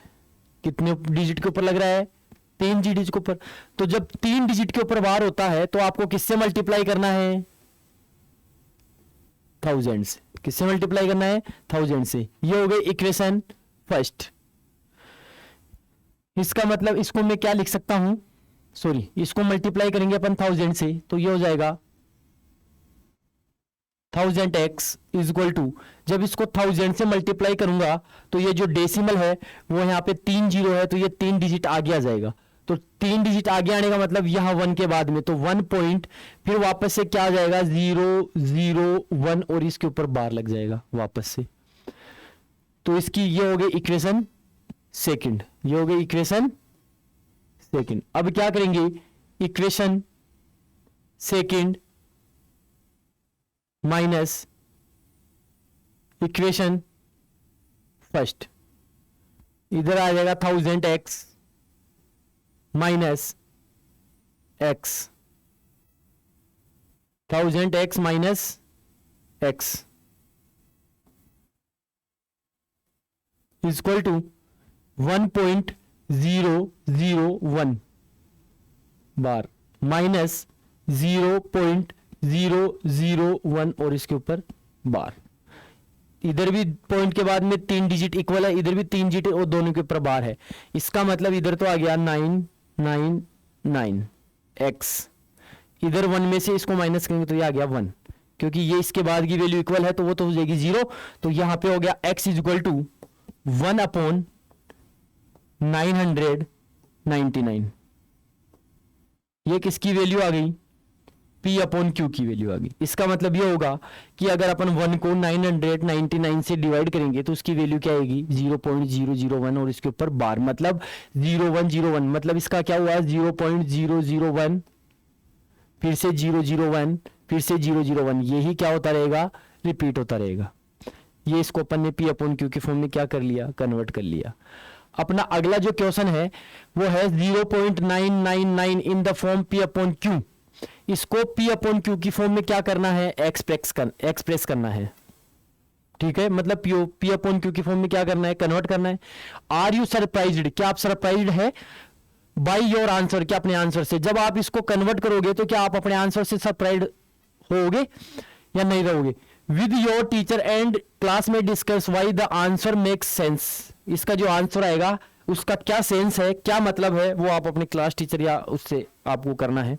तो देखो इसका जो आंसर है वो रियल में बहुत अमेजिंग है। कैसे है देखो, अपने पास जो भी वैल्यू उसको अपन ने x के इक्वल ले लिया, x इज इक्वल टू ये हो गया 0.9999, ये चल रहा है इनफाइनाइट। ये हो गई इक्वेशन फर्स्ट, ये हो गई इक्वेशन फर्स्ट, मतलब एक ही डिजिट बार बार रिपीट हो रहा है। एक डिजिट बार बार रिपीट होने का मतलब है एक डिजिट के ऊपर बार रहेगा, और एक डिजिट के ऊपर बार रहेगा तो मतलब किससे मल्टीप्लाई करना है, 10 से मल्टीप्लाई करना है। तो इस इक्वेशन को अपन किससे मल्टीप्लाई करेंगे, 10 से। तो इसको 10 से मल्टीप्लाई करेंगे तो 10x इज इक्वल टू, इधर एक डिजिट आगे चला जाएगा तो ये हो जाएगा 9.999, ये हो गई इक्वेशन सेकंड। अब क्या करेंगे, इक्वेशन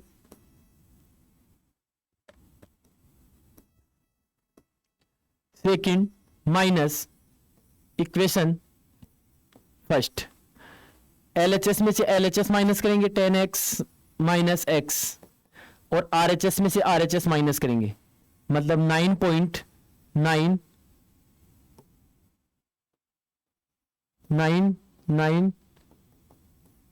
माइनस 0.999, इधर 10x में से x माइनस किया तो ये आ गया 9x इज इक्वल टू, इधर देखो क्या करेंगे, पॉइंट के बाद में 999, पॉइंट के बाद में 999, तो जब माइनस करेंगे तो पॉइंट के बाद वाले तो क्या हो जाएंगे 0, तो इधर क्या बच जाएगा 9 बच जाएगा, तो इधर पाई बच जाएगा 0 0 0 0। आप इसको हटा भी सकते हो, कोई मतलब नहीं है। तो अब आ जाएगा x इज इक्वल टू 9/9। इसका मतलब क्या हुआ, x की जो वैल्यू है वो क्या आई, x की जो वैल्यू है वो आ गई 1। x की वैल्यू क्या आ गई 1। इसका मतलब क्या हुआ कि इसको P अपॉन Q की फॉर्म में कन्वर्ट करना था, तो P अपॉन Q की फॉर्म में कन्वर्ट करने के लिए इसकी वैल्यू क्या आ रही है 1, और 1 को P अपॉन Q की फॉर्म में कन्वर्ट करने के लिए क्या लिख सकते हैं अपन 1/1, तो इसकी वैल्यू 1/1 आ रही है। तो अगर इसका मतलब क्या हुआ, 1 को 1 से डिवाइड करने पे ये आ रहा है, इसका मतलब तो ये हुआ कि भाई 1 को 1 से डिवाइड करने पे ये आना चाहिए। तो इसका मतलब अपना जो आंसर है वो क्या है, बिल्कुल अमेजिंग सरप्राइज्ड आंसर है। कैसे है, तभी तो अपन कहते हैं कि भाई 0.99 अपन इसको क्या मानते हैं कि ये 1 के इक्वल है। तो जो 0.99 होता है वो क्या होता है, इज इक्वल टू 1। जो 0.99 होता है उसको अपन इसीलिए 1 के इक्वल मानते हैं कि 1 में और उसमें कोई ज्यादा डिफरेंस नहीं होता है, बहुत माइनर डिफरेंस होता है, इसलिए इसकी वैल्यू क्या आ रही है 1 आ रही है। ठीक है, अपना अगला क्वेश्चन है, what can the maximum number of digits be in a repeating block of digits in the decimal expansion of 1/17, perform the division to check your answer. इसका मतलब यह हुआ कि 1 को 17 से डिवाइड करने पर कितने डिजिट के बाद में, मतलब कितने डिजिट के ब्लॉक के बाद में नंबर रिपीट होगा। मतलब आपको क्या करना है, 1/17 का डेसिमल एक्सपेंशन फाइंड करना है। इसका मतलब 1 को आपको किससे डिवाइड करना है, 17 से डिवाइड करना है। 1 को किससे डिवाइड करना है, 17 से डिवाइड करना है, और आपको ये पता करना है कि भाई कितने डिजिट ब्लॉक के बाद में नंबर रिपीट होगा, मतलब इसका डेसिमल एक्सपेंशन आपको बताना है। तो ये आपको कमेंट में करके बताना है कि कितने डिजिट के बाद में नंबर रिपीट होगा। अगला क्वेश्चन है, look at several examples of rational numbers in the form p upon q। मतलब आपने बहुत सारे एग्जांपल्स देखे होंगे जो p upon q की फॉर्म में होते हैं। where b and q are integers, where p and q are integers with no common factors other than 1 and having terminating decimal representation, can you guess what property q must satisfy। मतलब आपने बहुत सारे ऐसे examples देखे होंगे जो p upon q की form में है, जहां पे p और q दोनों इंटीजर्स हैं, लेकिन आपको क्या बताना है कि आपको एक ऐसे एग्जांपल बताने हैं कि जिसमें p और जो q है वो इंटीजर्स हो और no common factor other than 1 and having terminating decimal representation. मतलब आपको एक p अपॉन q की फॉर्म के ऐसे एग्जांपल बताने हैं जिनमें p और q उनका कोई कॉमन फैक्टर नहीं होना चाहिए, p और q का कोई कॉमन फैक्टर नहीं होना चाहिए, मतलब दोनों सिर्फ एक ही टेबल में आने चाहिए, एंड और उनका जो डेसिमल एक्सपेंशन है वो टर्मिनेटिंग होना चाहिए। डेसिमल एक्सपेंशन क्या होना चाहिए? टर्मिनेटिंग होना चाहिए। जैसे मान लो एग्जांपल के लिए मैं बता रहा हूं, जैसे मैंने लिया 1/3, इन दोनों में कोई भी कॉमन, मतलब p और q इन दोनों का कोई कॉमन फैक्टर नहीं है, मतलब 1 तो सबका फैक्टर होता है, 1 के अलावा कोई कॉमन फैक्टर नहीं है। जैसे मैंने लिया 2/3, इनका कोई कॉमन फैक्टर नहीं है, लेकिन जब इसका डेसिमल एक्सपेंशन निकालेंगे तो वो तो नॉन टर्मिनेटिंग आता है। जैसे मैंने लिया 2/7, इन दोनों में इसका कोई कॉमन फैक्टर नहीं है। 4/3, इसमें भी कोई कॉमन फैक्टर नहीं है, लेकिन जब इसका डेसिमल एक्सपेंशन निकालते हैं तो वो क्या आता है? नॉन टर्मिनेटिंग आता है। लेकिन अपने को ऐसा चाहिए कि जिसका कोई कॉमन फैक्टर नहीं होना चाहिए और जो डेसिमल एक्सपेंशन है वो क्या होना चाहिए? टर्मिनेटिंग होना चाहिए। तो इस कंडीशन में जो अपना एग्जांपल होगा वो क्या होगा? तो वो अपना जो एग्जांपल होगा वो होगा 1/2, 3/2, 5/2 या फिर 1/5, 2/5, 3/5, 4/5। इसका मतलब यह हुआ कि अगर Q की वैल्यू 2 और 5 के मल्टीपल्स होंगे, 2 और 5 के मल्टीपल्स होंगे या फैक्टर होंगे 2 और 5 के, मतलब जो Q की वैल्यू है वो 2 और 5 की मल्टीपल्स होंगे, मतलब 2 की पावर n और 5 की पावर n। अगर इस फॉर्म में अगर Q की वैल्यू 2 की पावर n और 5 की पावर n, 2 की पावर n और 5 की पावर n इस रूप में होगी, तो इसका मतलब अब देखो इसमें भी कोई कॉमन फैक्टर नहीं है, इसमें भी कोई कॉमन फैक्टर नहीं है, इनका भी कोई कॉमन फैक्टर नहीं है, इन दोनों में भी कोई कॉमन फैक्टर नहीं है, इसमें भी कोई कॉमन फैक्टर नहीं है, इसमें भी कोई कॉमन फैक्टर नहीं है, इसमें भी कोई कॉमन फैक्टर नहीं है। तो इन सब की वैल्यू क्या आएगी? टर्मिनेटिंग। इन सब की वैल्यू क्या आएगी? टर्मिनेटिंग आएगी। और ये बोल रहा है can you guess what property Q। तो Q की क्या प्रॉपर्टी है? तो Q की प्रॉपर्टी है कि जो Q है वो 2 की पावर n और 5 की पावर n इस फॉर्म में होगा। 2 की पावर n का मतलब n कोई भी नेचुरल नंबर हो सकता है, 2 की पावर n का मतलब जैसे 2 की पावर 1 का मतलब 2, 2 की पावर 2 का मतलब 4, मतलब 2 के मल्टीपल्स, 2 के मल्टीपल्स मतलब 2, 4, 6, 8, 10 इस टाइप से। 5 के मल्टीपल्स 5, 10, 15 कुछ भी, मतलब Q की वैल्यू अगर इनमें से आएगी तो उसका मतलब उसका डेसिमल एक्सपेंशन क्या होगा? टर्मिनेटिंग होगा। ठीक है, ये अपना क्वेश्चन है। अगला क्वेश्चन है write 3 numbers whose decimal expansion are non terminating non recurring. मतलब आपको 3 ऐसे एग्जांपल्स बताने हैं जिनका डेसिमल एक्सपेंशन नॉन टर्मिनेटिंग और नॉन रिपीटिंग हो। Non terminating and non repeating, मतलब रिपीट भी नहीं होना चाहिए और वैसे भी नहीं होना चाहिए। ऐसे आपको 3 नंबर्स डेसिमल एक्सपेंशन लिखने हैं।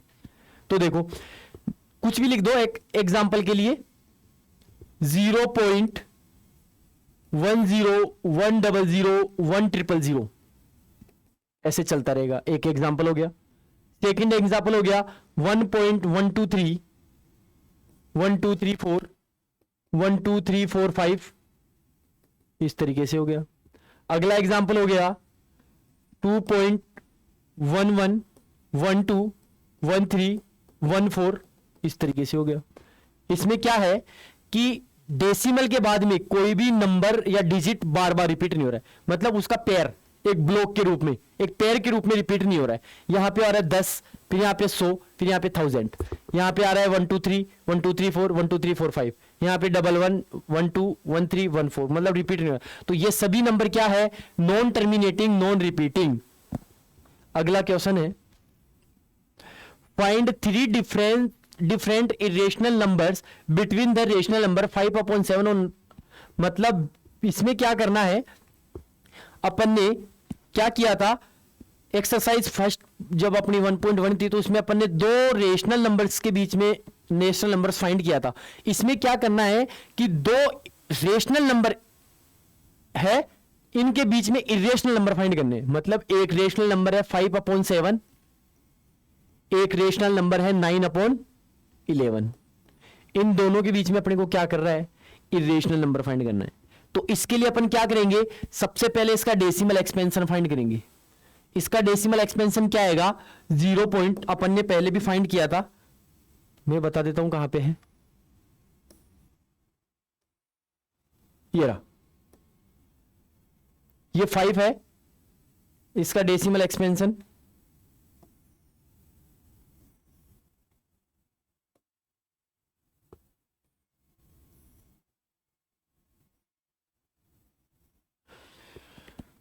मतलब 5 का जो डेसिमल एक्सपेंशन है वो है 07142 7142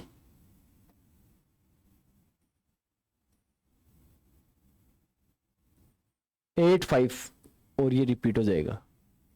ये इसका डेसिमल एक्सपेंशन अपन ने पहले फाइंड किया था।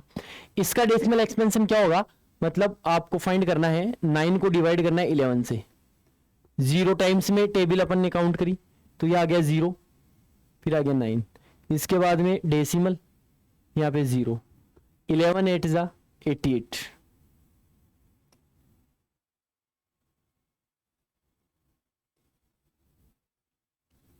यह आ गया माइनस, रिमाइंडर आ गया 2, फिर 0 आ गया, 11 1 11, फिर आ गया 9 0, फिर आ गया 8, फिर से रिपीट, मतलब वो ही रिपीट होता रहेगा। ये नंबर क्या होता रहेगा, रिपीट होता रहेगा। 818181, मतलब ये इसका डेसिमल एक्सपेंशन आ गया। इसका डेसिमल 0.818181 इस टाइप से आ गया। अब आपको क्या करना है, इनके बीच में इरेशनल नंबर फाइंड करना है। इनके बीच में क्या फाइंड करना है, इरेशनल नंबर फाइंड करना है। मतलब अपने पास 2 नंबर है 0.71 और 0.81, इन मतलब 71 और 81, इनके बीच में इरेशनल नंबर फाइंड करने हैं। तो कैसे करेंगे, मैंने बताया था कि इरेशनल नंबर के लिए कोई भी नंबर बार बार या कोई भी डिजिट बार बार रिपीट नहीं होती है। तो अपन यहां से तो ले लेंगे 0.71, फिर क्या आएगा, कुछ भी ले लो, 2 3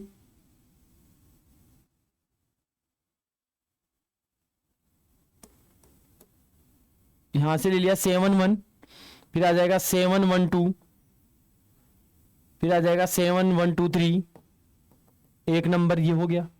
कुछ भी ले सकते हैं, 0.751 752 753, इसके बाद में 801 8001 8001, इस टाइप से। अगला है 810 8100 81000। इस टाइप से आप कुछ भी नंबर्स ले सकते हो जिसमें कोई भी डिजिट या कोई भी डिजिट का पेयर बार बार रिपीट नहीं होता हो।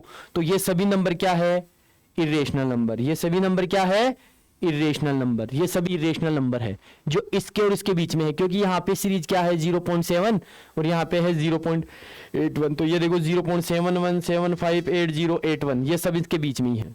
ये सब क्या है, इसके बीच में है। अगला question, classify the following numbers are rational और इरेशनल। आपको इन सभी नंबर्स में रेशनल और इरेशनल नंबर बताना है कि कौन सा रेशनल नंबर है, कौन सा इरेशनल नंबर है। फर्स्ट वाला है √23, देखो मैंने आपको बताया था कि जिस नंबर का कंप्लीट स्क्वायर रूट नहीं निकलता है वो नंबर इरेशनल नंबर होता है। क्या इसका कंप्लीट स्क्वायर रूट है? नहीं निकलता है, इसका मतलब ये नंबर क्या हुआ? इरेशनल। अगला है सेकंड क्वेश्चन, √225। क्या ये किसी का स्क्वायर रूट है? ये सॉरी, ये किसका स्क्वायर है? मतलब 225 का कोई स्क्वायर रूट होता है? बिल्कुल होता है। 15 का स्क्वायर क्या होता है? 225। इसका मतलब ये नंबर क्या हुआ? रेशनल। ये नंबर क्या हुआ? रेशनल। इसके बाद में है क्वेश्चन नंबर थर्ड, 0.3796। इसको आपको इसको P अपॉन Q के फॉर्म में कन्वर्ट कर सकते हैं, बिल्कुल कर सकते हैं। वेरी सिंपल क्वेश्चन है। तो देखो कैसे, 0 पॉइंट है तो मैंने बताया था कि पॉइंट को जैसे हटाते हैं तो पॉइंट के आगे जितने डिजिट है उतने जीरो डिनोमिनेटर में आते हैं। पॉइंट की जगह 1 आ जाएगा, पॉइंट के आगे जितने डिजिट है उतने क्या लगा देंगे अपन? जीरो लगा देंगे। इसका मतलब अपन ने इसको P अपॉन Q की फॉर्म में कन्वर्ट कर लिया, और P और Q दोनों इंटीजर है और Q is not equal to 0 है। इसका मतलब ये क्या हुआ? रेशनल। Very simple. इसके बाद में है क्वेश्चन नंबर फोर्थ कह रहा है 7.478 देखने से ही पता चल रहा है 478 बार बार रिपीट हो रहा है। तो जब कोई भी डिजिट का पेयर, कोई भी नंबर्स के पेयर बार बार रिपीट होते हैं तो ये है रिपीटिंग नॉन टर्मिनेटिंग। और रिपीटिंग नॉन टर्मिनेटिंग क्या होता है? रेशनल। Very simple question. अगला है 1.10101000 मतलब कोई भी डिजिट या डिजिट का पेयर बार बार रिपीट नहीं हो रहा है। पहले 10 आ रहा है, फिर 100 आ रहा है, फिर 1000 आ रहा है, मतलब कोई भी डिजिट का पेयर बार बार रिपीट नहीं हो रहा है। तो मैंने आपको बताया कि जब कोई भी डिजिट का पेयर बार बार रिपीट नहीं होता है तो यह है नॉन टर्मिनेटिंग नॉन रिपीटिंग। इसका मतलब नॉन रिपीटिंग नॉन टर्मिनेटिंग क्या होता है? इरेशनल। तो ये क्या हुआ? इरेशनल। Very simple question. ये अपनी एक्सरसाइज 1.3 भी कंप्लीट हो चुकी है। अब जो अगली एक्सरसाइज बच रही है वो अपन अगले वीडियो में देखेंगे। ठीक है, चैनल को सब्सक्राइब करें, ज़्यादा से ज़्यादा शेयर करें। ऐसे ही और अच्छे वीडियोस के लिए मैं जल्द ही लेके आ रहा हूँ। Thank you very much. Give me what I'm looking for. Yeah.